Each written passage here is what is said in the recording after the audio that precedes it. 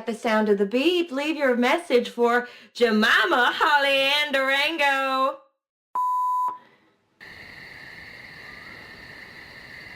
So I met him, the poet, Mr. Mysterious. Oh, Jimmy, will you call me back? Will you call your little bunny back, Jim? I'm out here and it's dark. Oh, thank God for the full moon tonight, right? Have you seen it? Ooh, fireflies. A million fireflies. All of a sudden. A million of them. That's good omen, right?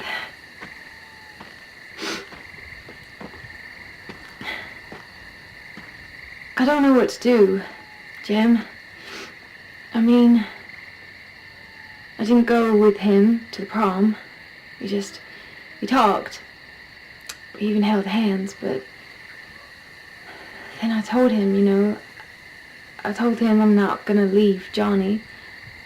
I told him we had to, we had to just say goodbye. My God. It hurts,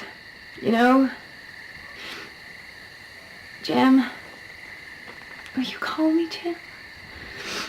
Oh my God.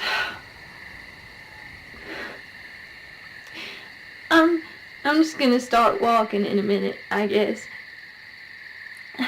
I didn't drive out here. I hitched a ride with that creep, Tommy Wolf. That guy is such a prick. Wolf. You know what he says to me? He says, Bunny, this is gonna get back to Johnny, you coming out here. So I asked him, well, how? How, Wolf? And you know what he says? Cause I'm gonna tell him that's how.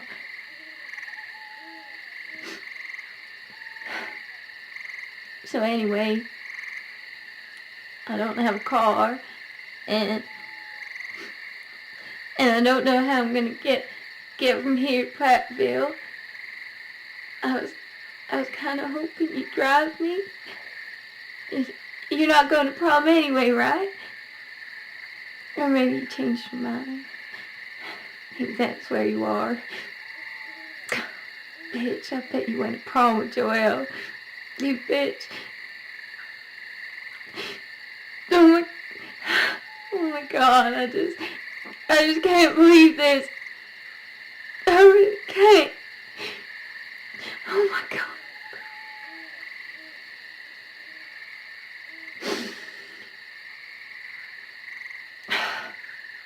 So, I don't know. Maybe I'll just start walking, or maybe I'll just call Wolf. He can come back and... What the fuck?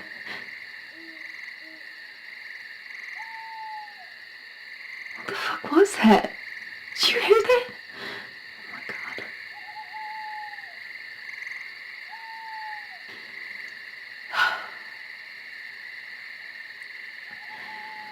Well, maybe just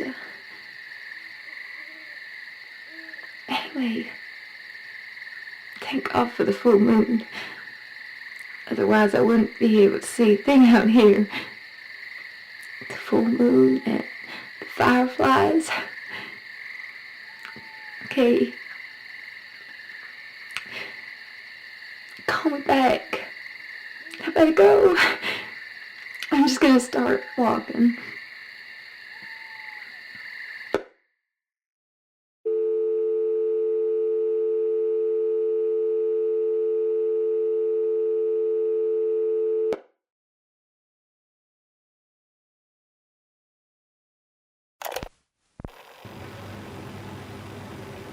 Okay, Neil Drake, Selma Sentinel. As if I won't recognize my own voice. Who else is ever going to listen to this recording? I haven't been keeping up with these audio notes. I need to, but I haven't. Too many things going on at once, I guess. Sometimes it's more efficient writing out my notes instead of speaking them. It takes longer, but it's easier to go back and read through what I've written. These recordings are better as logs of phone calls, visits, that sort of thing.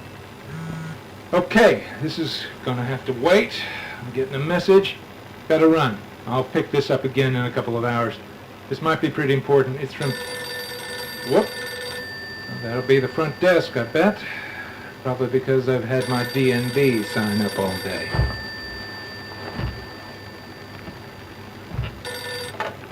Yeah.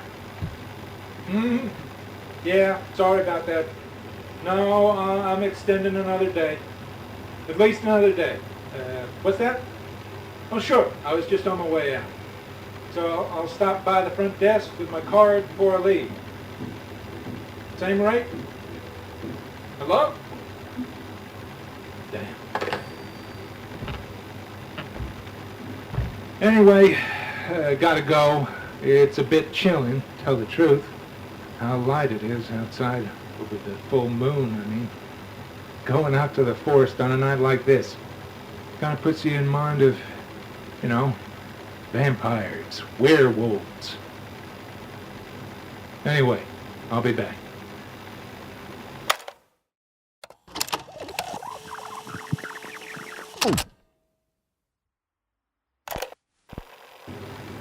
Same rate? Hello? Damn. Anyway, gotta go. It's a bit chilling, tell the truth. How light it is outside over the full moon, I mean.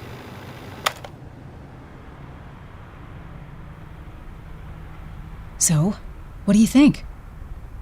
Stanley, what do you think? The full moon. Exactly.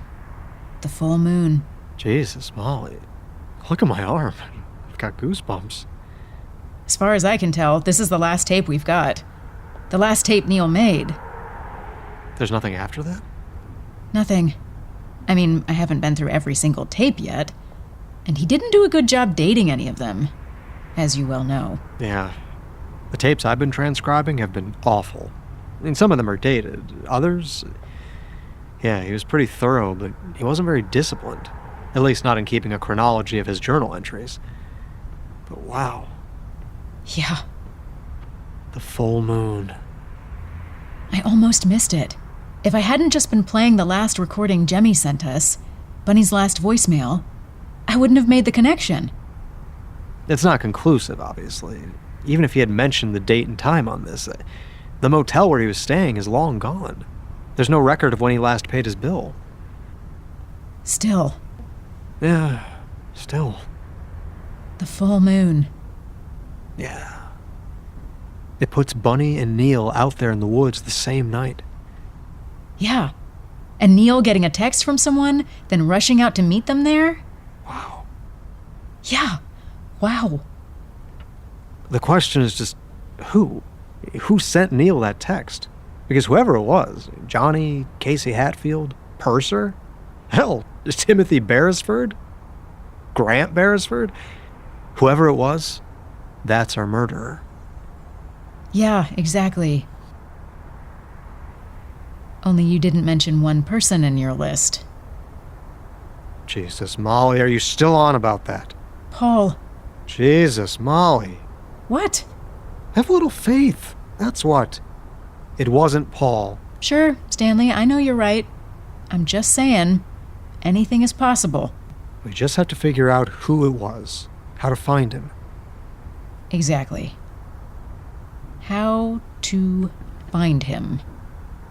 Because it's not like we can go back in time, unfortunately. As much as Paul would like to be able to. The trail is pretty cold. Cold doesn't really describe it. It's frozen. Yeah, fucking frozen. Arctic. Like the North fucking Pole.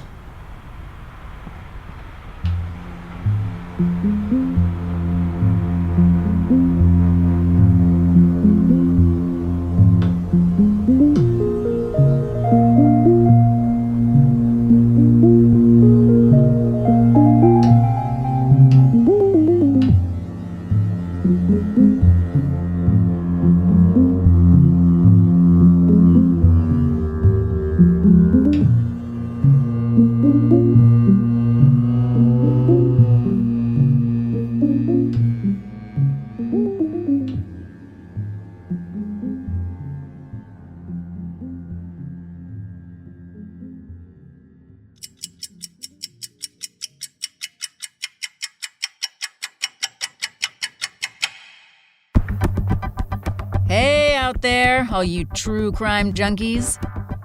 Welcome to our epilogue for Season 7 of Unsolved Crime Watch. Ugh, that's all wrong. What's the problem?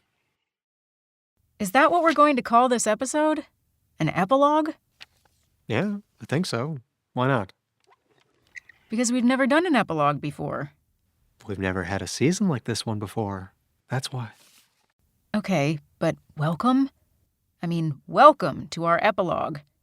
Do we welcome our audience to an epilogue? I'm not sure what that even means.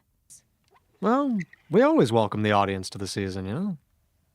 Welcome to Season 7 of Unsolved Crime Watch. Welcome to Season 1 of Unsolved Crime Watch. That's our trademark. It's how we open. But welcome to our epilogue? I mean, it doesn't sound right. Welcome to Season 7. That sounds right. Welcome to our epilogue? That doesn't really... You know what I mean, don't you, Stanley? Yeah, it does sound a little wonky. How about this? How about we just cut down to the meat of the opening? All the way down to... This hasn't been an ordinary season. It didn't start out like an ordinary season, and it sure as hell isn't going to end like an ordinary season either. So strap yourselves in. That doesn't work. Why not? We need an intro. If our listeners have made it this far, Mal, they know what they're listening to. More of an intro than that, though, Stan. How about... Okay. Let me freestyle this a bit.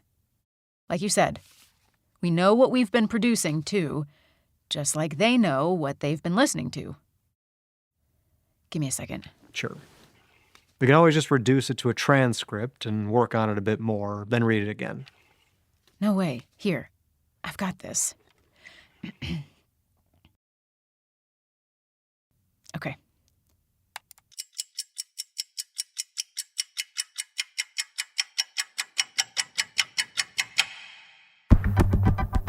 Hey out there, all you true crime junkies. Welcome to Episode 5, the final installment of Season 7, Unsolved Crime Watch. The Bunny Loving Murder. I'm your host, Molly Daniels. I'm joined here in the studio by my producer, Stanley Billings. Say hi, Stanley. Hi. I wish I could tell you that Paul Warren, my co-host here on Unsolved Crime Watch, was here with us too. But I can't.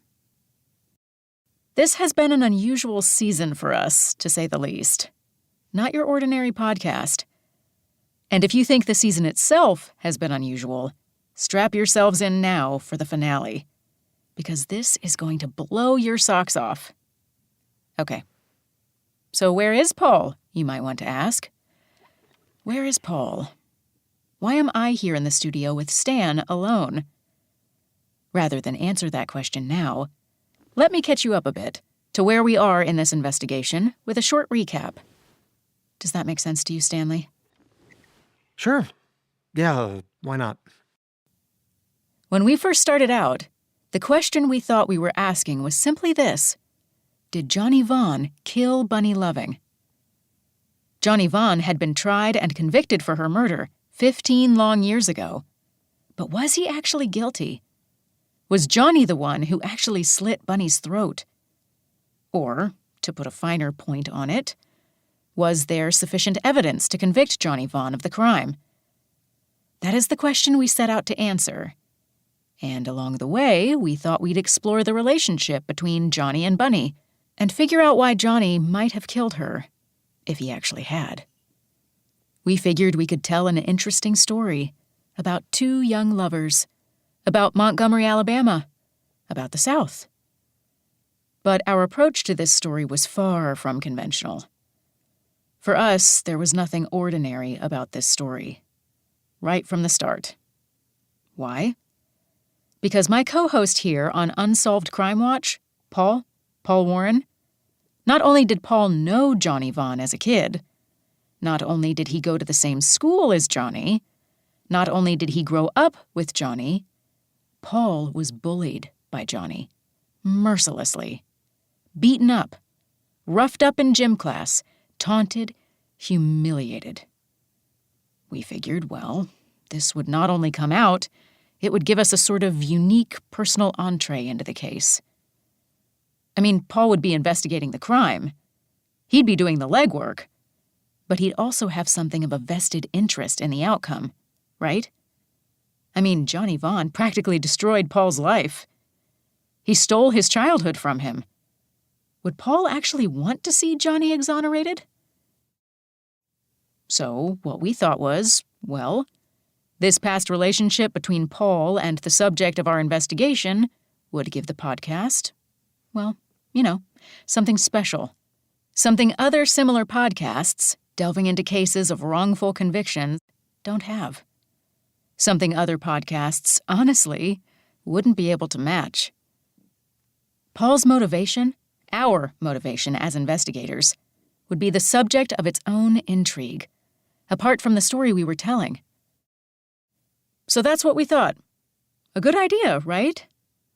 But what we didn't know when we started out, well, what I didn't know, what Stanley didn't know, was that Paul didn't only have a history with Johnny Vaughn.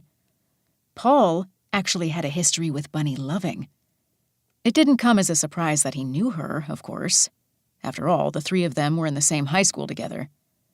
The thing is, though, what we discovered, what Stanley and I discovered as we began to sink our teeth into this investigation, is that not only did Paul know Bunny Loving, not only was he in a class or two with Bunny in his senior year, in fact, Paul Warren, Paul asked Bunny Loving to go to the prom with him. And not only did he ask Bunny to go to the prom with him, Paul was obsessed, literally clinically obsessed with Bunny Loving. And not only was Paul obsessed with Bunny, Paul and Bunny had actually kissed. They had become romantically involved. And not only had Paul and Bunny become romantically involved, Paul and Bunny met. They actually met up with each other the night of the murder. That's right. The night that Bunny was murdered, prom night, 15 years ago, senior year, Montgomery High, Paul and Bunny met up with each other. And finally, not only did they meet, but Paul and Bunny met that night in the very spot where Bunny was murdered. Where Bunny's throat was slit, ear to ear, where Bunny Loving was left to bleed to death. On the side of a country road, out by the old quarry on the outskirts of Montgomery.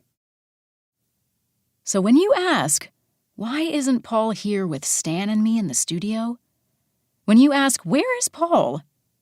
Well, maybe that begins to answer your question. Paul isn't here because Paul is part of this story. An essential, critical, confounding part of this story. He isn't just my co-host. He's a central character in the investigation. And well, like I said up top, this episode, this final episode, this epilogue to our season, like I said to you, this episode is going to blow your socks off. Like I said to you, strap yourself in. Because Paul being central to this investigation, well, it's only part of the story. Part of what we have in store for you. Yeah, strap yourself in. Okay, how am I doing, Stanley? Great. You're doing great. Okay, then. Let me lay a little groundwork for what's coming. Let's try to make a little sense of all this. Let me take a step back. Whatever Paul's motivation in choosing to pursue this case in the first place, Paul did go down to Montgomery at the beginning of all this. And he did begin digging around in the circumstances surrounding Bunny's murder. And he did a good job. A phenomenal job, truthfully. Uncovering various threads, leading us in directions we hadn't expected to travel when we first started examining the details of Johnny Vaughn's conviction. You'd agree, wouldn't you, Stanley? Absolutely. Namely, what Paul discovered was that the Montgomery police were pretty much in the pocket of the Beresford family, one of the wealthiest families in Montgomery, an old Alabama family with roots going back hundreds of years, owners of the quarry where Paul and Bunny first kissed, the same quarry where Bunny was murdered. specifically Timothy Beresford, the patriarch of the Beresford clan. Seems possibly, allegedly, to have paid off the chief of police at the time, Captain Antoine Purser, to act on the family's behalf, as an enforcer perhaps, and definitely to cover up whatever dirty deeds the family might have been guilty of in furthering their economic interests. Captain Purser, in turn, had used at least one of his uniformed men, Officer Casey Hatfield, to carry out his illicit orders, which brought Paul to the suspicious death of an accountant working for the Beresfords, a man by the name of Ralph Burbank, whose likely murder was ruled an accidental death by the corrupt police department. Now, what Paul discovered, as he dug into all this, was that there was a journalist, a brilliant newspaper reporter, Neil Drake, who was himself investigating this rot in the Montgomery swamp. And what raised the stakes here, and not by a little, but by a lot, was that Neil Drake had, apparently, supposedly, committed suicide. In fact, his body was found about 2 months after Bunny Loving's murder. Shot in the head, unregistered gun at his side, still clenched in his decomposing hand. Despite the fact that he had a daughter he loved more than anything else in the world, and right in the very middle of his investigation, as he was closing in on Captain Purser and his connection to the Montgomery Beresfords. So how does this corruption, how does Ralph Burbank's murder, how does Neil Drake's supposed suicide, how do these pieces of the puzzle tie back to Bunny Loving and Johnny Vaughn? Let me take yet one more step back, okay? Hang in there. Because it all does fit together. We just need to step back far enough to get a better perspective on the whole picture. Just keep it going, Mom. You're doing great.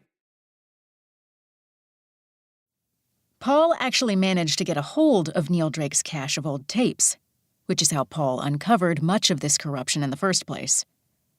So as we dug into our investigation, we learned a lot about Neil Drake. And in the process, because Paul came to possess these tapes after meeting Neil Drake's daughter, Margot, we also came to learn a lot about Margot Drake. In fact, well, let's not put too fine a point on this. Paul and Margot became intimate. Inappropriately. Because Margot happens to be just 18. 17 when he met her. So, as all this was transpiring, as we were attempting to fit all these various pieces together, the one little scrap of information we didn't know was this. Where was it, precisely, that Neil Drake was found dead, shot in the head, supposedly, by a gun he himself fired? Decomposed. As I said, found about 2 months after Bunny Loving's throat was slit. Where, precisely? In the woods. That's right, Stan. In the woods. Well, we knew that already, didn't we? I mean, vaguely. In the woods outside Montgomery. That's what we knew. In the woods. But these weren't just any woods. What we discovered, finally, after Paul and Margot became intimate, was that Neil Drake's body was found in the woods by the Beresfords' quarry. The woods off Nightingale Drive, just past Evergreen Lane. No more than a couple of 100 yards from the very same location where Bunny was found dead. Which begs the most obvious question. Was Bunny murdered on the very same night that Neil Drake supposedly shot himself in the head just a couple of 100 yards away? Yes, Drake's body was found some months later, after the murder. But his body was decomposed. There was no way to determine when he actually died. And if Drake did die that very same night, if perhaps he was shot by someone else, if Drake's suicide was staged, if Drake was murdered, could it be that Bunny Loving was just in the wrong place at the wrong time? Could the same person who killed Neil Drake have killed Bunny Loving? Could Bunny have heard the gunshot? Could she have witnessed something? Could she have been killed because of what she'd seen and heard? And if this is the case, then who was it who killed both Neil Drake and Bunny Loving? Could it have been one of the Beresfords? Could it have been Captain Purser of the Montgomery Police Department, or his henchman, Officer Casey Hatfield? Indeed, could it have been Johnny Vaughn himself, as unlikely as that might be? Or could it even have been Paul? Paul Warren, my co-host. Paul. Which brings us, listeners, to our last episode. To this, our epilogue. And like I said, strap yourselves in. Because here we are now, with the stage set. In the woods, Paul and Margot together, steps from the quarry where Bunny was unquestionably murdered and Neil Drake supposedly committed suicide. Episode 5, our epilogue to Season 7 of Unsolved Crime Watch. The Bunny Loving murder. Perfect, Molly. You think so? Bravo, girl. Bravo.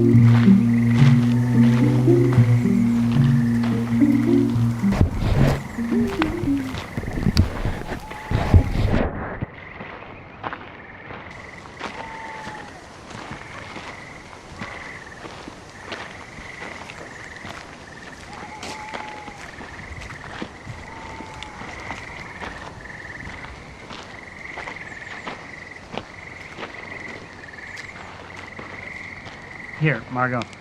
You want a swallow of this? What is it? Paul, where did you get that? It's my flask. I'm never without it.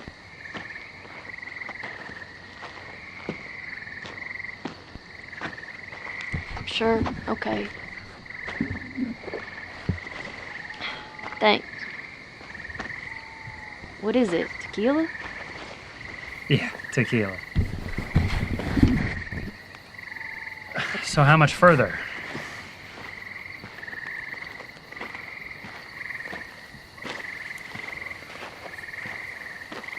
Here. Right here. Jesus. We can't be more than 500 yards from the road. Just a few minutes walking. Even at night in the dark. You're sure this is where it was? This is where they found him? What do you think? You think I wouldn't remember this place? This tree? Looks like any other tree to me. Not to me. Yeah. I understand. Here. No, I don't like it. You sure? Yeah, I'm sure. Suit yourself.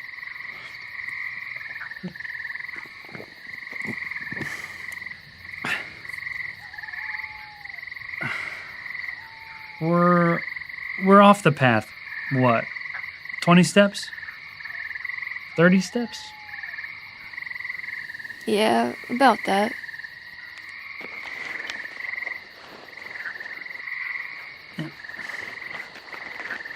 Down that path. That's where I first kissed Bunny. Go easy on that. It's strong.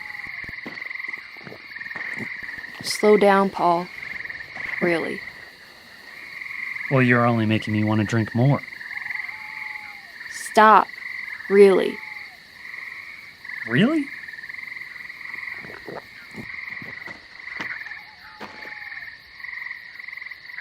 You can be such a prick, you know that?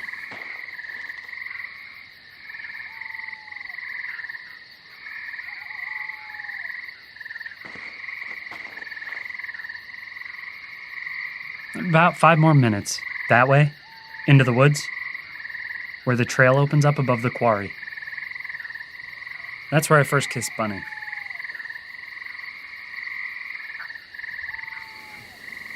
Yeah, I know it.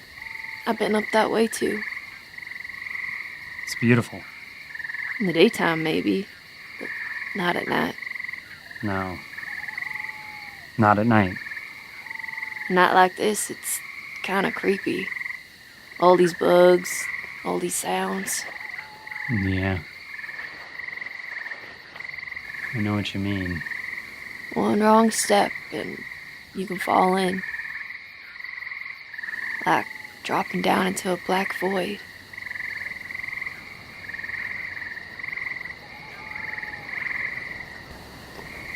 Was it nighttime when you kissed her?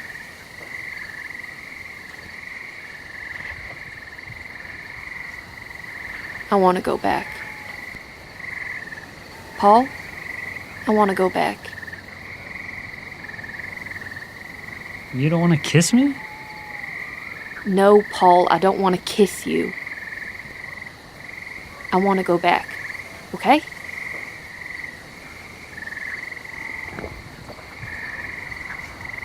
Kiss me. No! Really? Come on, Margot, just kiss me. No, I mean it. Really? No. All this time. Everything I've said to you. How I'm feeling. How much you mean to me. You never even really kissed me. Stop it, Paul! I'm serious, get off me! Let me go! Let me go! Jesus, I'm just... You don't want to walk a little further? I'd like to go to the quarry. What? Are you crazy? At night, it's creepy. I just told you it creeps me out. And it's dangerous. We could fall in. Come on. It's romantic. Stop it. Stop it! I'm just... I mean it. Stop it. You're scaring me. You're such a... You just told me this is where you kissed her. This is where you kissed Bunny. And this is where my dad died. This is where she died. Where she got murdered. And you think I want to kiss you here? Just one kiss. Get off me! Jesus! I can't believe you. Come on, Margot. Where are you going? What do you care? Home. I'm going home. Well, how will you get there? Without a car? Fuck you. Yeah.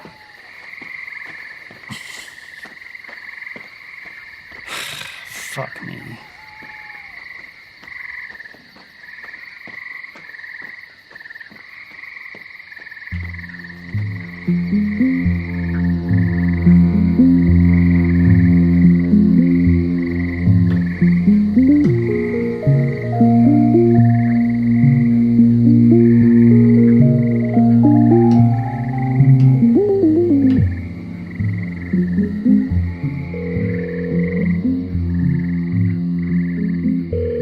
Montgomery 911, what's your emergency?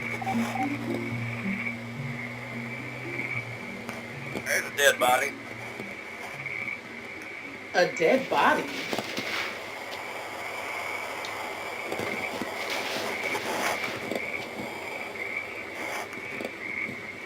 Sir, is that what you said? A dead body?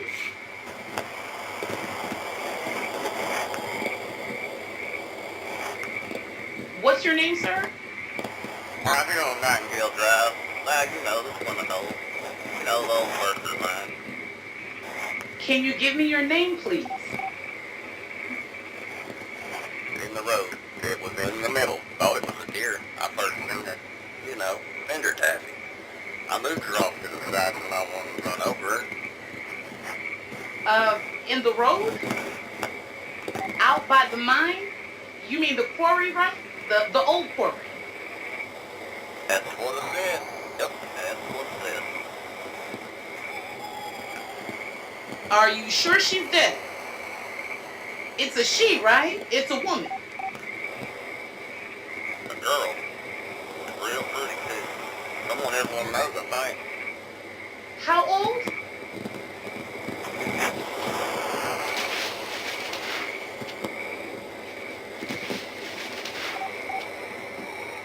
Up at the bend, you know which bend I'm talking about. About, I don't know, quarter mile past the abandoned house, the builder's farmhouse, the barn, you know. Just past Evergreen Lane. I think that's what it's called, Evergreen. Yeah, Evergreen. I moved her off to the side. She's on the shoulder now, like fender tapping. Maybe you won't see her unless you know where to look. On the shoulder of the road just before the bend, there's a lot of weeds and shit grown all tall and all. So maybe you won't see it. Gotta drive slowly to see it. Is this your phone? Hell no. You think I'm an idiot? I'm not getting involved in this. I found her. I called you. Fuck you. Whose phone is it then? I can see the number. I can see it's registered to Carolina Beatrice Loving. I don't know nothing about that. You got a mess to clean up right here. That's all I know. Okay, I'm going to ask you to stay right there, sir. I'm going to ask you to stay close to the body, okay? An officer will be there in about 7 minutes. Sir! Sir! Shit!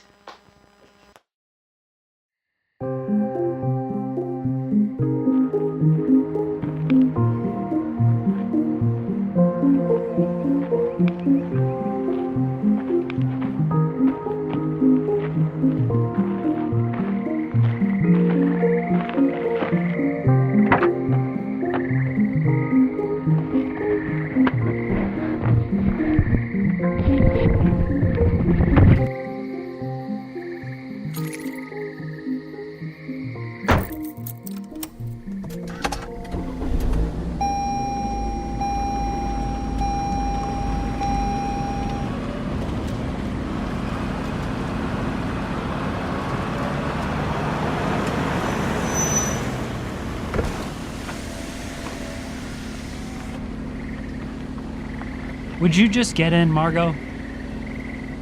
No. Come on, you're being stupid. Get in. I said no. I don't even know what I did. You're drunk, Paul. You were angry before I started drinking. Fucking drunk. Come on, Margot, just get in. You can't walk all the way home to Selma from here. You're being ridiculous. It's miles just into Montgomery.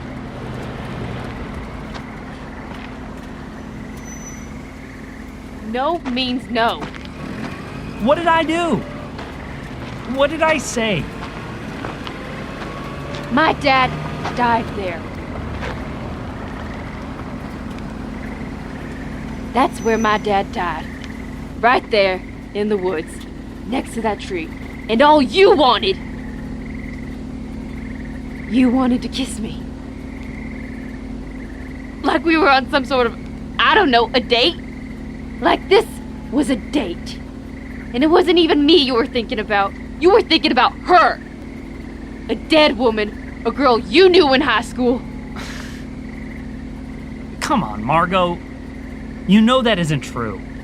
It's sick. It's really sick. You're sick. Really? Is that what you think? I told you, I just wanted to go home. That's all. I just wanted to go home. And then you start drinking? Come on, Margot, get into the car, okay? I'll drive you home, okay? Straight home. Just leave me alone. Really? Really, just go. Just leave me alone. Margot. You don't have to worry about me. I can take care of myself. Jesus.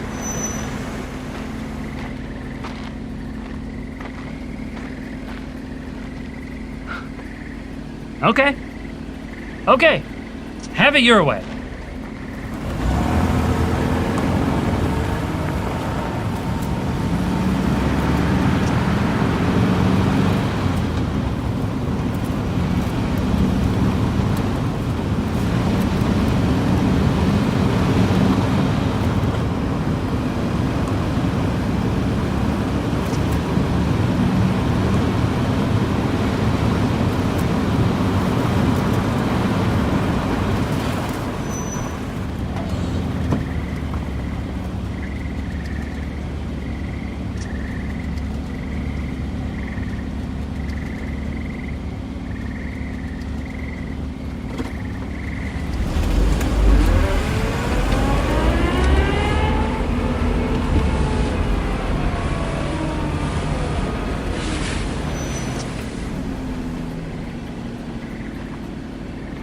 Just get in.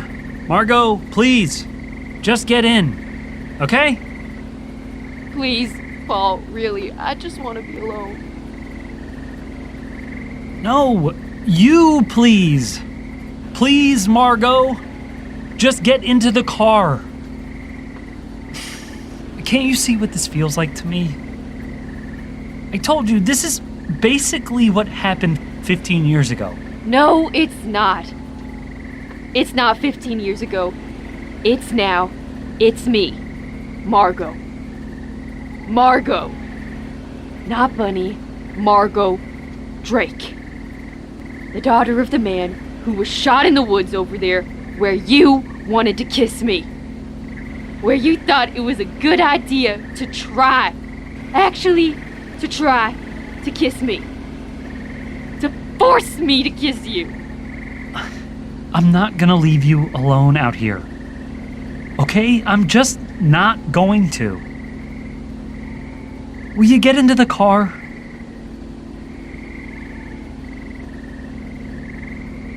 I'm sorry, okay? I'm sorry. I'm really sorry. You're right. You know what? You're right about everything, Margot. You're 100% right. I promise, Margot, I won't touch you. I'm sorry. I don't know how else to say it. I hurt you. And I'm sorry. Thank you. Now will you get into the car?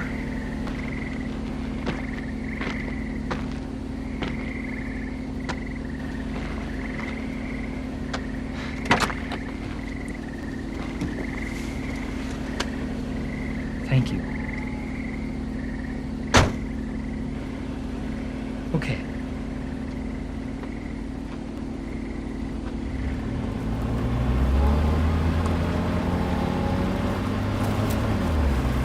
I really am sorry, you know? I mean, you're right. I shouldn't have... Will you just drive? Keep your eyes on the road. I'm just trying to say that... Will you just look where you're going? Don't look at me. Just look where you're going, okay? Driving too fast. I can't do anything right? Is that what you're saying? Really, will you just keep your eyes... I'm not drunk, Margot. I can drive. I know you can, but you're driving too fast. I know what I'm doing. I know how fast I'm going. Would you just slow down? Please? Please, Paul. Keep your eyes on. Look out! Paul, look out!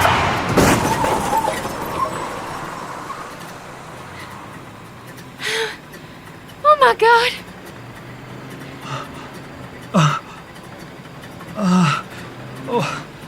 What the hell was that? Holy shit. Are you okay? It was a deer. You hit a deer. Are you okay? Yeah. Yeah, I'm okay. But I told you. Shit. Yeah, I know.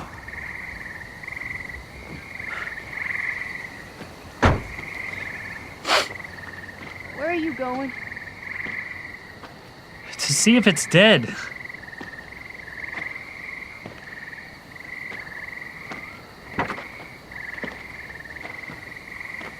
Jesus. Christ. Will you just get back to the car? I can't believe this. Is it dead? Yeah, it's dead.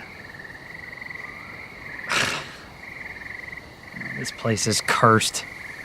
You know that? It's cursed. Come on.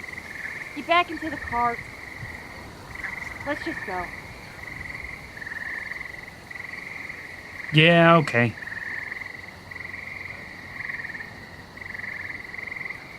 Let's just go.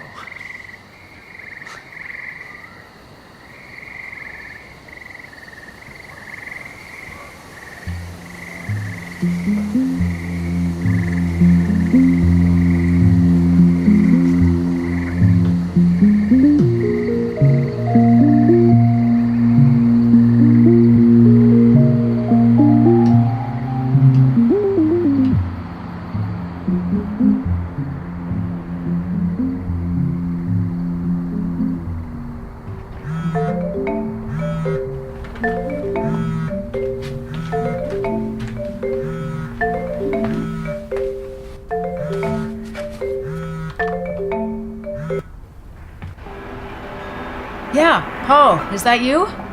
Yeah, Molly, it's me. So what's going on? I'm glad you called. I've been trying to reach you. You didn't answer your phone last night. Your phone's been going straight to voicemail. I've been kind of worried. Yeah. Sorry about that. Are you okay? What's going on? A lot, I guess. It's been a lot. What have you been calling about? Is it something specific? Well, yeah. A few things, really. A number of things. Yeah? Stan and I, we've been going through everything here. The tapes, the recordings. All the calls we've gotten from various people down there. You know, putting everything together. And we've kind of been developing a thesis. Can this wait? Can this wait? What? I'm kind of in a rush right now. Yeah. Sure, I guess. It's already almost noon, and Actually, I'm on my way to the airport. What? Really? Where are you going?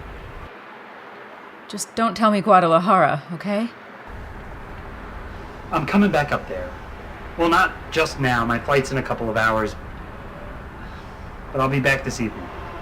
We can meet tomorrow and we can talk about everything, okay? You're coming back here? Sure. Sounds good. I can wait until you're back. Good.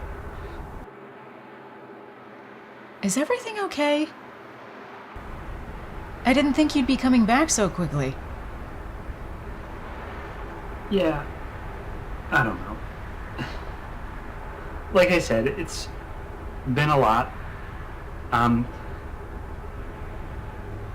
Well, I'll explain it all tomorrow.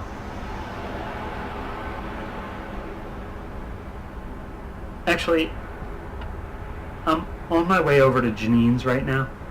You know Janine Loving, Janine Kazmarek, Bunny's older sister. I'm gonna say a quick goodbye. Well, to tell the truth, I wanna... Sort of like the 12 steps. What are you talking about? I'm not following. Like the 12-step program, right? You know, the AA thing? The 12 steps. I kind of want to apologize to her. Apologize to her for what? What are you talking about? Well, maybe it's stupid.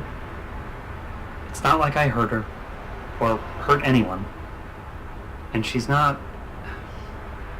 wasn't exactly close to Bunny, but she's the only one left. From Bunny's family, I mean. I kind of just want to... I don't know. I don't know what the best word is. Confess. I kind of just want to tell her the truth in all of this. How I met Bunny that night. How I left Bunny alone that night. In the woods. I was there. I was there, Mal. That night, I was there. I was the one who was going to go with Bunny to the prom that night.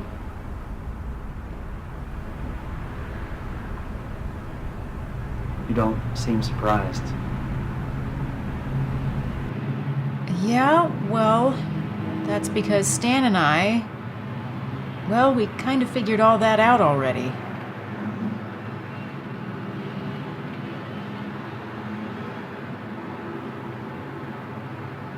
I see.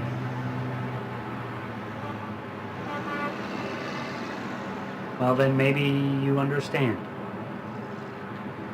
I just want to. I have to. I really have to. I have to talk to Janine one more time before I go. Not to ask her for forgiveness or anything, just to tell her. So she knows the truth. Good for you. Maybe, I don't know, while I'm still here in Montgomery, maybe I need to apologize to Wolf too.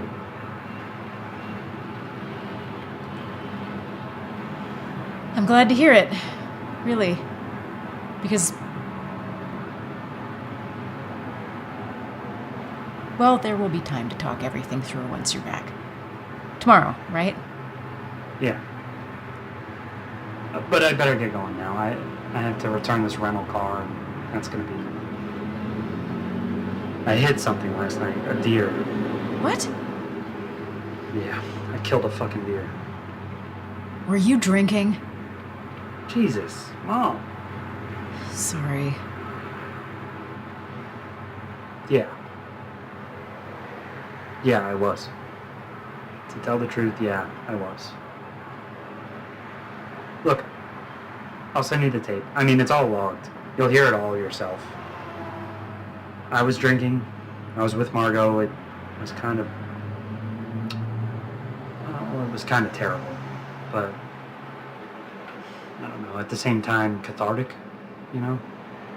I don't know what to say. You're both okay, though, right? No one was hurt? Yeah, we're okay. But the car... that's another story.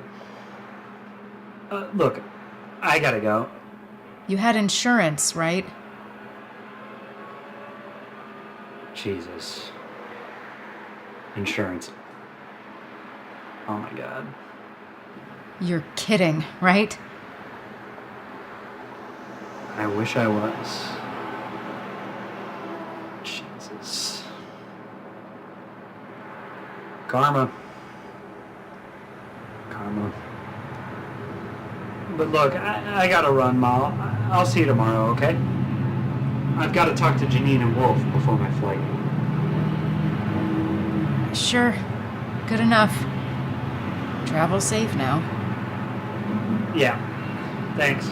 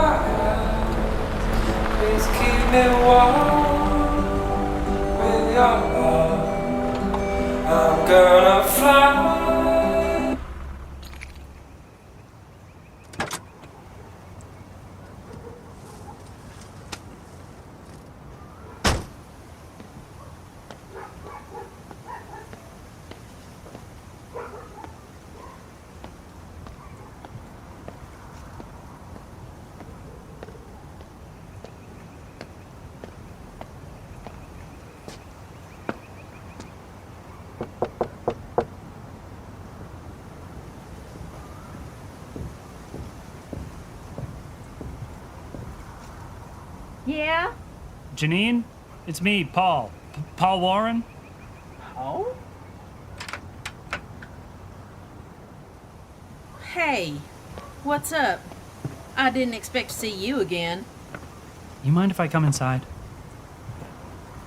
Just for a few minutes. I'm on my way to the airport, actually.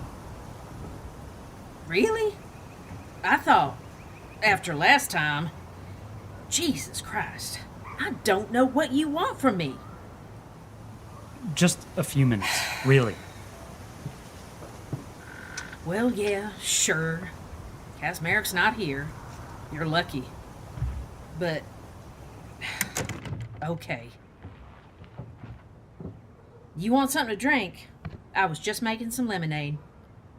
No, thanks. I'm okay. Well, follow me to the kitchen anyway. I'm dying of thirst. I'll get some myself. So what's up? Better make this quick before he gets home. It's Saturday, you know.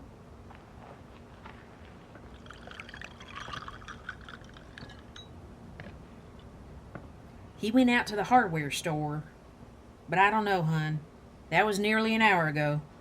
He could be back any time now. You know what? That actually looks really good. Doesn't it? You want some? Yeah. Thanks. I'd actually love a glass. Here. Thanks. Wow. That's tart. Kazmarek, Peter likes his with sugar. I mean a ton of sugar. You want me to add some? No, thanks. This is great. Just like this. It's just a little tart. I didn't expect it. Sorry. It's just the way I like it.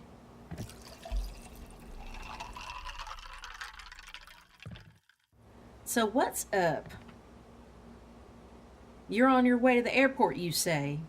You leaving? Yeah. You mind if I sit here at the counter? No, sit down. I'll sit too. My feet are killing me.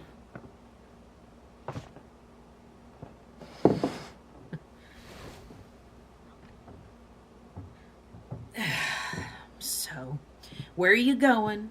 Back on up to New York? Yeah. Back to New York. I'm pretty much finished here, I guess. Really? You mean with the investigation? With the podcast? Well, yeah. I've gotten just about everything I think we can get at this point. It went well? I think so. Yeah. I mean, we don't have anything conclusive. But we do have a pretty good idea what happened now, basically. So? So what? The obvious question, is he guilty? Johnny Vaughn? Or what? Did you guys find something where you think he's innocent? You say you didn't find anything conclusive, but what do you think? I guess you'll just have to listen to the podcast. Come on. No, really. I mean, we have a lot of material now. Actually, we have a lot more than any of us expected. Our investigation took us all over the place. But we have to put it together. I'm not really sure yet myself what it all means. You must have an opinion, though, right? You know something, don't you? I'm serious. You're just going to have to wait for the podcast. We need to put it all together. Okay. Fair enough. Frustrating, I have to say, but fair enough. You mind if I smoke? It's your house. Yeah, but didn't you tell me you was quitting? And it bothers people sometimes. I don't know why, because I like the smell myself, but...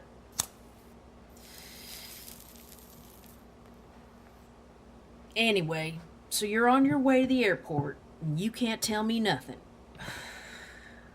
Something like that, yeah. What can I do for you today? You just saying goodbye or what?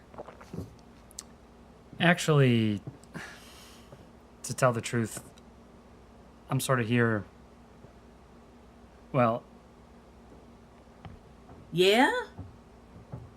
to tell you something. To tell me something? To tell me what? Come on, I'm curious. Tell me what? That night, out in the woods on Nightingale, out by the quarry, where Bunny was killed. Yeah, I know where Bunny was killed. What about it? That night, Somebody here?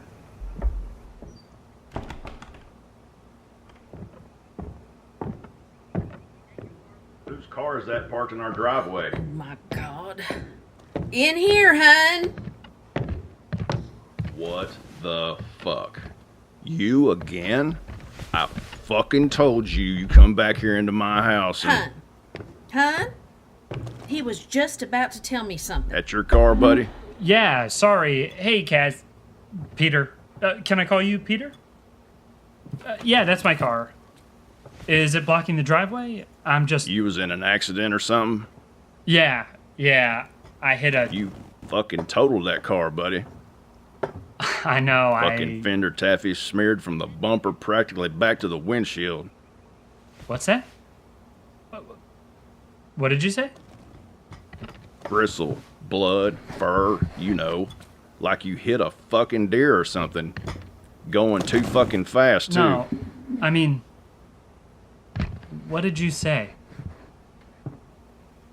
Like you hit a fucking deer. You did, didn't you? No, I mean... You said something else. You called it... What did you call it? Fender? Fender taffy. That what you mean? Yeah. That's right. That's what you said, right? Fender taffy. Hun, I told you. No one knows what that is. It's something he come up with himself, I think. Fender taffy. Like the taffy they make in the carnival, he says, in one of those machines. Only made from the innards of a buck. Gross, hun. Real gross. What? You never heard that before? No. I heard it. Yeah. I heard it before, believe it or not. I did hear that before. See, babe? It is a thing. A fucking thing. Fender taffy. Now, you, reporter, out of the fucking house. You hear me? Out of my fucking house.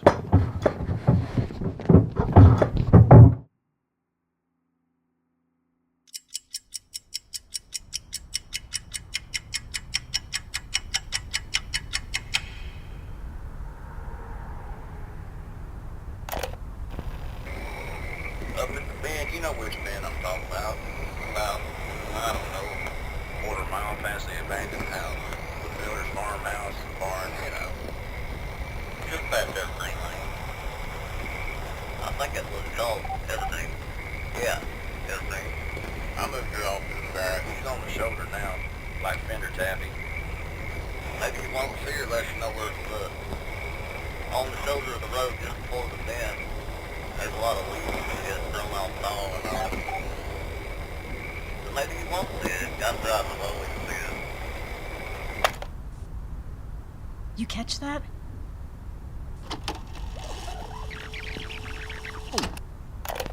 Yeah, everything. I moved her off to the barracks. She's on the shoulder now, like Fender taffy. Yeah, we got it. We got it, Molly.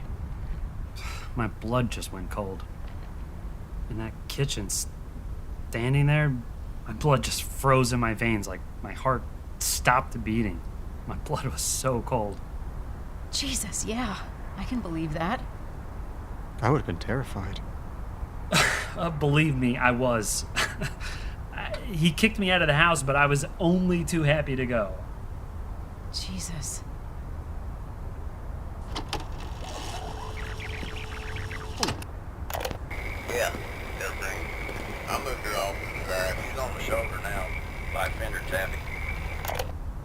We got it now, Mal. You really don't have to play it again. Fender Taffy, what the fuck? Fender Taffy. So we have our killer, right? Agreed? No doubt. It's been 15 years, but the voice even sounds the same. So what do we do with this? I don't know. It's not exactly proof. I mean, evidence in a court of law. Yeah, but it makes sense, right? I mean, Kaczmarek works. He works for the Beresfords. He works at the factory. And Officer Hatfield said there was someone else who was the trigger man for the Beresfords, right? A big guy, he said. Some big guy killed Ralph Burbank. That's what he said. And this man, Kaczmarek, he's big. Believe me, he's big. And he's mean. He's one tough fucker, a fucking beast. No one's arguing with you. He was there that night. There's no question, right? The 911 tape proves it. He was there. The night of the full moon, the night of the prom, working another job for the Beresfords, taking out this nosy reporter, Neil Drake. He shoots Drake. He sets it up to look like Drake killed himself. Bunny, though, just happens to be there, too. Because this is where she and I first met, by the quarry. Because of me. Just because of that, because of me. So she meets me. She tells me she isn't going to the prom. She tells me she's going to marry Johnny. And then I leave. I leave her there. I just fucking leave her out in the woods by herself.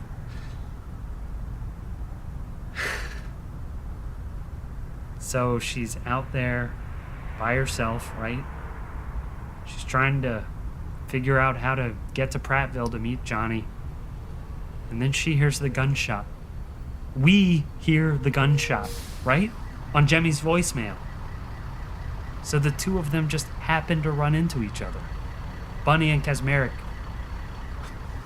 Bunny's simply in the wrong place, wrong time. There's no question. Kaczmarek killed her.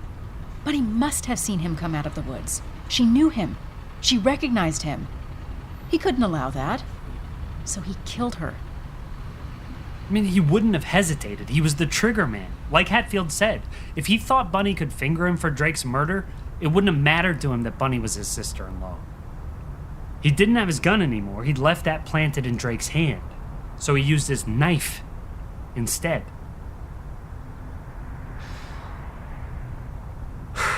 Jesus.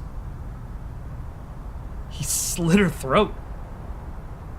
And just like that, he slit her throat.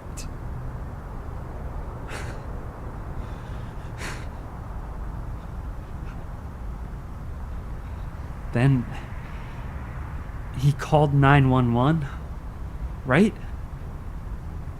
He found her phone. He used it to call 911 because the police were his accomplices. Because he needed to make sure the right policeman, Hatfield, Casey Hatfield, got to her body first to clean up the mess he'd made of the hit on Drake.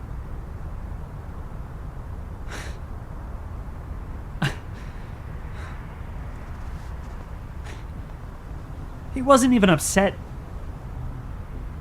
He'd killed Drake, shot him in the head. He'd killed Bunny. He chased her down. He'd slit her throat, and then he calls 911. And he's not even... he's not even out of breath.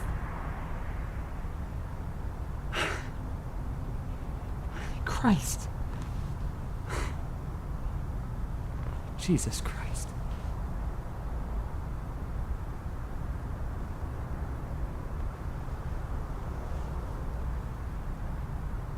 You okay, Paul?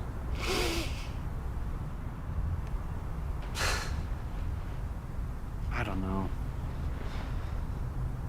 It's just... When I first went back down there, one of the first questions I asked her sister, her friends, was how she got her name, why they called her Bunny, you know? And now...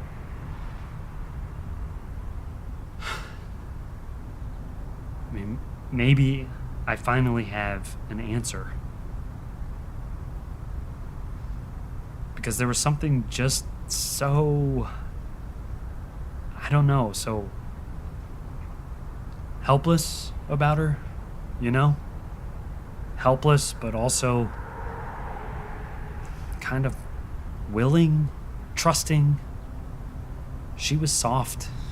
You wanted to hold her. And she let you. She let you.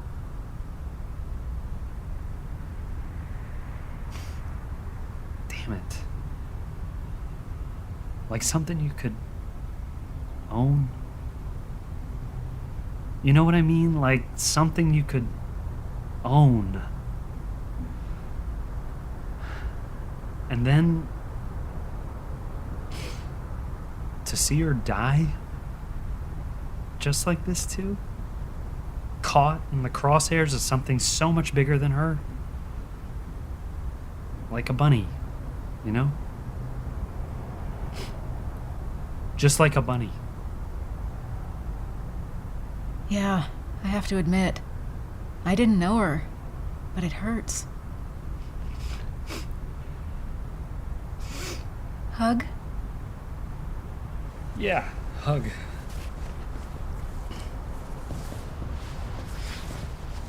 What about you, Stan? Okay. Hug.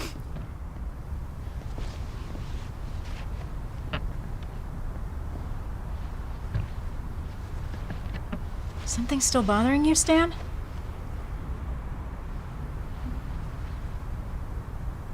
Not exactly bothering me. It's just, like you said, as much as we know what happened now, it's not like they can convict him with this. Just because he says Fender Taffy. So we published the podcast, right? We broadcast it. The whole thing, everything we've got. Then the police can decide. The DA can decide if this is enough. Right? You both agree? Yeah, I agree. I don't see what else we can do.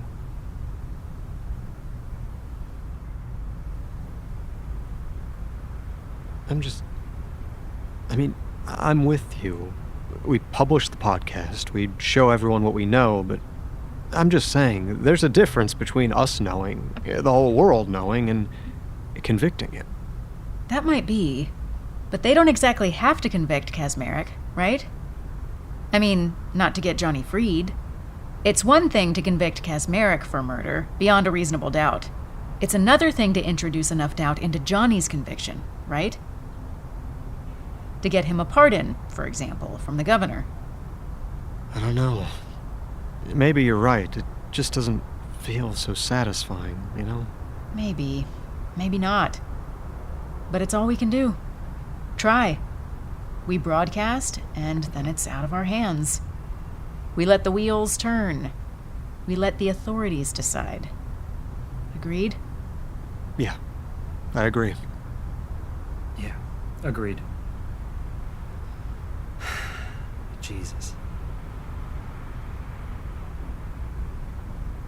You know you could have just told us, right, Paul? Told you. Right from the start, you know? That you knew Bunny? That you were there that night? You could have trusted us.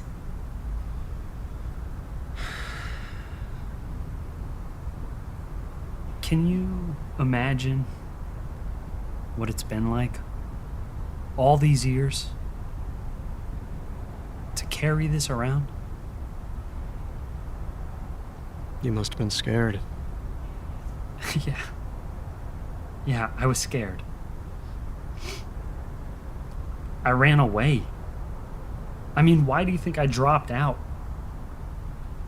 Why do you think I ran away from home? I was about to graduate. I was there that night. I was terrified the police would think I'd done it. Still, you could have trusted us. You realize that, right? You're telling me you didn't think I'd done it? Only because you were behaving so... Not me. Never. Thanks, Stan. What? It's true, isn't it?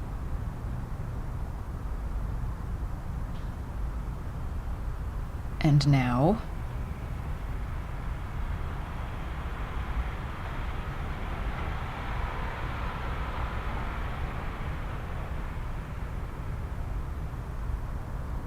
And now, what?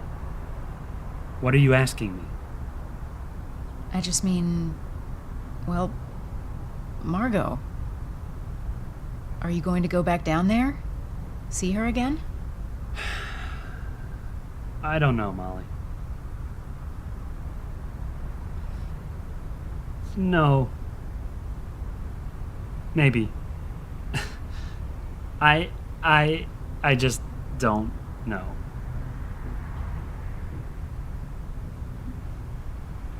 Bunny Loving's dead.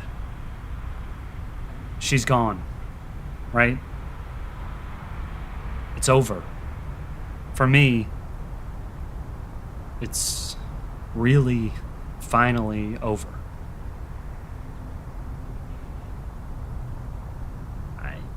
I hear myself say it.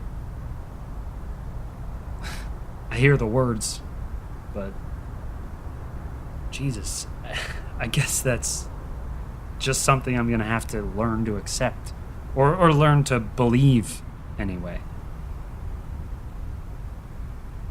She's gone. I'll never see her again.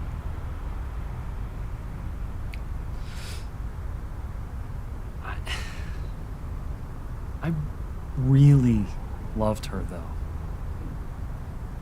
You might not understand that because we were just in high school. We were teens. I hardly knew her. I mean, she was just this, this apparition, this dream, this perfect idea of a girl. Like something I invented, something I just wanted. But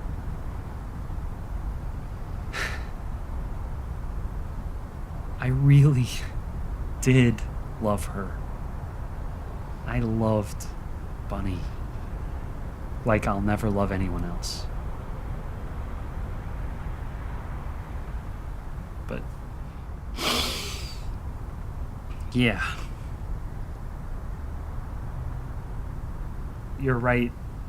100%. I know it was wrong to involve Margot in my own catharsis or whatever. To turn her into another bunny, another thing I needed, instead of, just seeing her for who she is. I didn't mean to. I know that isn't much of an excuse, but I really didn't mean to. I guess I just couldn't help it. I saw her and I saw another chance. I saw her and I saw Bunny again.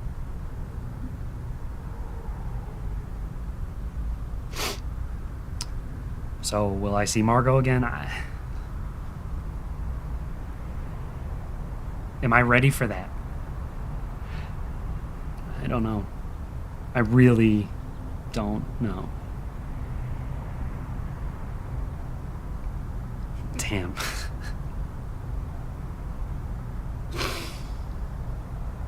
I just have to find a way.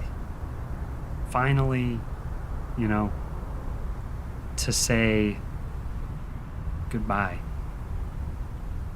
Because maybe, I don't know, just maybe I've finally been able to leave.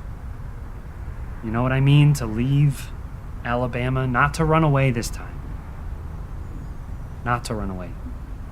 just to leave.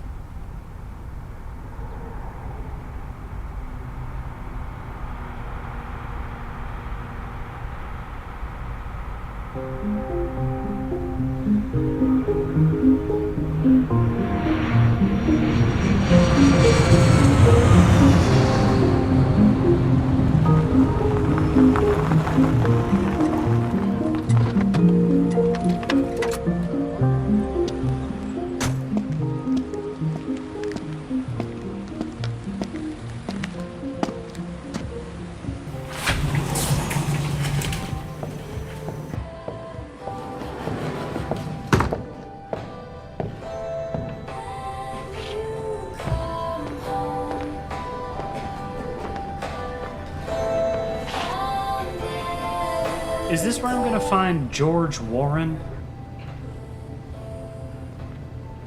Normally, yes. But it's 5:30 now, which means he's over in the other wing, in the multi-purpose room. It's arts and crafts today. Arts and crafts? You're kidding me. My dad? Is George your dad? Yeah, Paul Warren. You want me to sign in? Please. You have ID?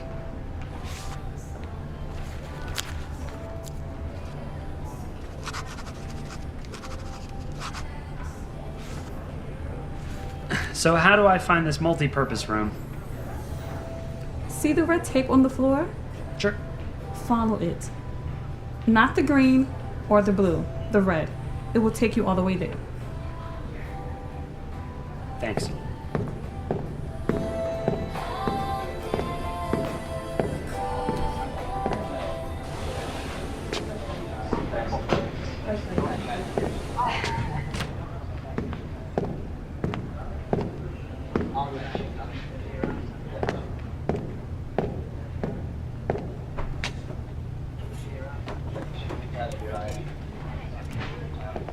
Hey there.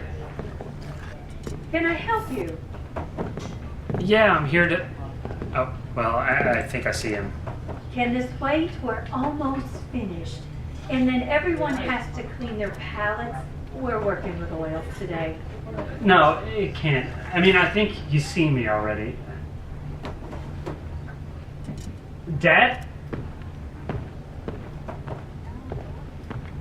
Oh?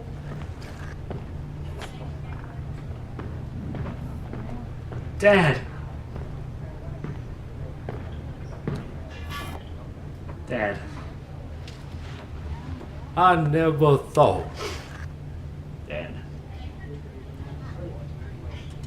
You wanna wheel me, would you? I can't, my legs, I can't stand up. Sure. Where? I mean, where do you want to go? Oh, I don't know. Anywhere, just out of here, okay? Out of here.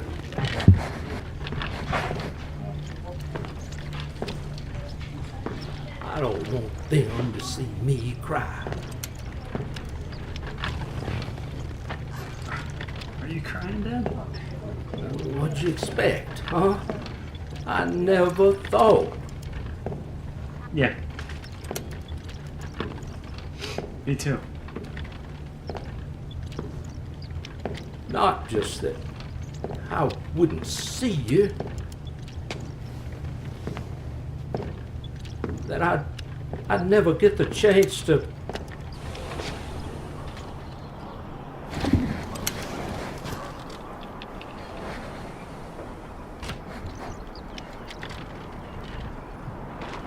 Over there, okay? Oh, over there, under that tree.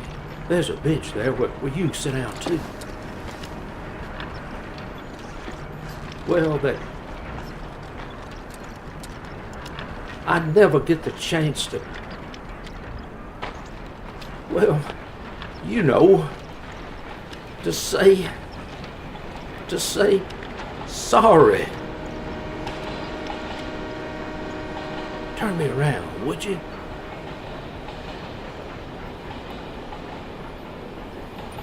It's too late, Dad.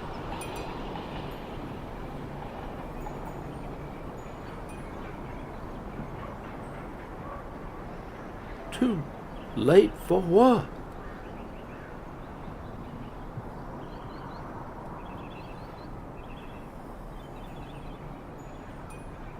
All we have is time.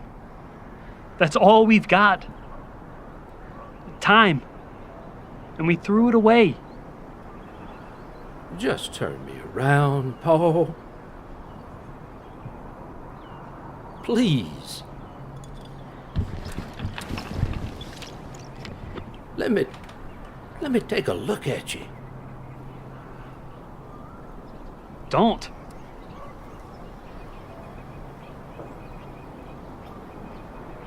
Don't what? I'm just looking at you. We can't go back. We can't do it over again, Dad. We had our chance. We can't have those years back. No. Maybe not. Maybe not.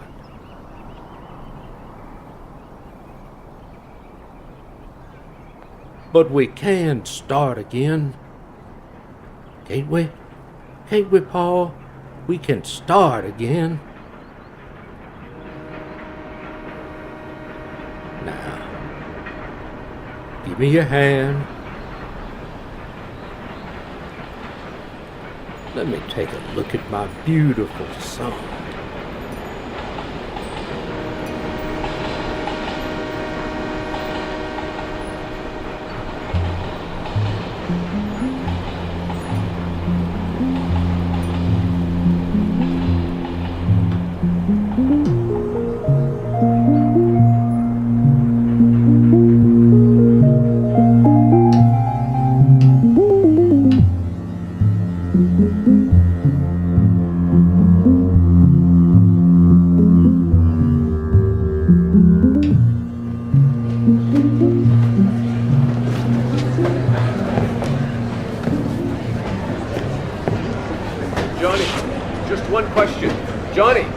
How does it feel to be released after 15 years?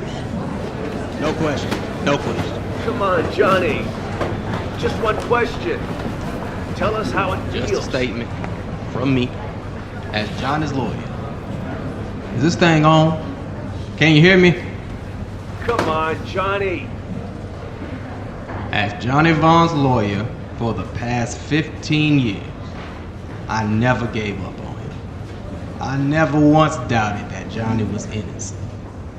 That the Montgomery police and the Montgomery DA's office had worked a terrible injustice against an innocent man. Angry, Johnny. What are you gonna do now, Johnny? Are you gonna sue the police or An innocent man whose only crime was loving his girlfriend too much. Simply because they needed a scapegoat. When they knew. And this we will prove in a court of law at the appropriate time. When they knew that certain larger financial interests were responsible for the murder, not just of this child, Bunny Loving, but of two men, at least two men, who threatened those very same financial Come on, Johnny. interests. Just one question. How does it feel to be out after 15 years? What do you have to say to the police who arrested you? Please, no comment, no questions. What do you have to say to the DA who charged you?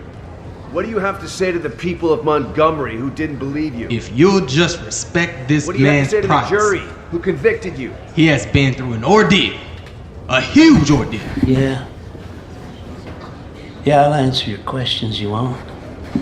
Yeah, I will. Johnny, please. It's all right. I said I would, and I will. I already done told you. I already done told the court, and I already done told all of you. And I've been saying this for 15 years now. 15 goddamn years. I loved her. All I done, I loved her. That's all I done. I fucking, I effing loved her.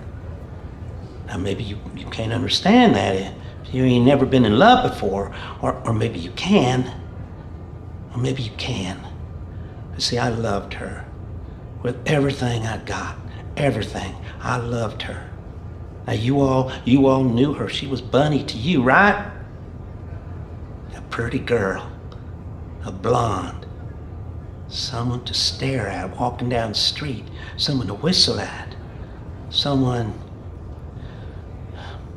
I don't know. Someone to dream about, yeah. Yeah, well, see, well, to me, she was my Bunny. My Bunny, okay? You understand that? My Bunny. She belonged to me. She was mine, okay? Mine. The thing is, I see, the thing is, after she was gone from me, after she was gone, see, that was my punishment. Understand? For what I done. For everything I done to Bunny. For hitting her. Yeah, I hit her. I knew I'd done wrong when I did it. But yeah, I did it. Well, that was my punishment. Putting me in jail, putting me behind bars, putting me in a fucking cage. That's right, a fucking cage. None of that mattered. None of it. The 15 years, the time, the weekends they took from me, the summer nights they took from me, none of it mattered. None of it. I told you. I done told you then. I told you for 15 years. I done told you I didn't kill Bunny. I never would have killed Bunny. I loved Bunny. I loved nothing else in my life, but I loved Bunny. See, for me, when they took her from me, they might as well as just killed me. They took my purpose, you understand? They took my purpose. You understand me? I didn't waste my breath telling no one, telling the fucking world I'm innocent. I didn't tell them that because I thought I deserved to be on the outside or because I wanted those summer nights back. That's not what this was about. Not for me. Can you understand that? Now, after Bunny was gone, what difference did it make where I was? You understand me? Come on, Johnny.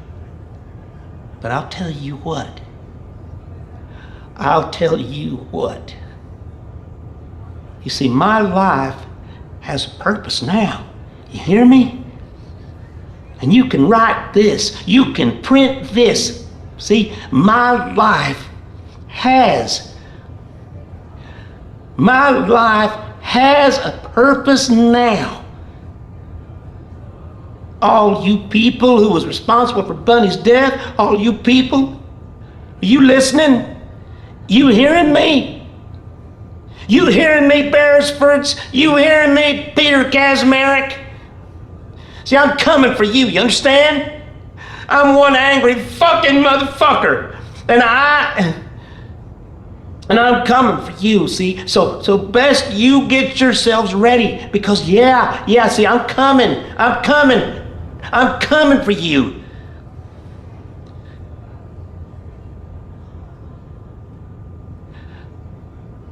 That's it. That's all. That's all I got. That's all I got nothing else to say.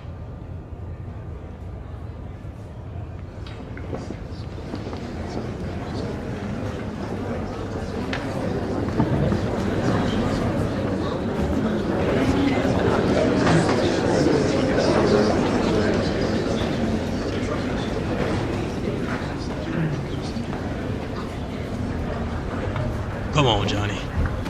Let's go.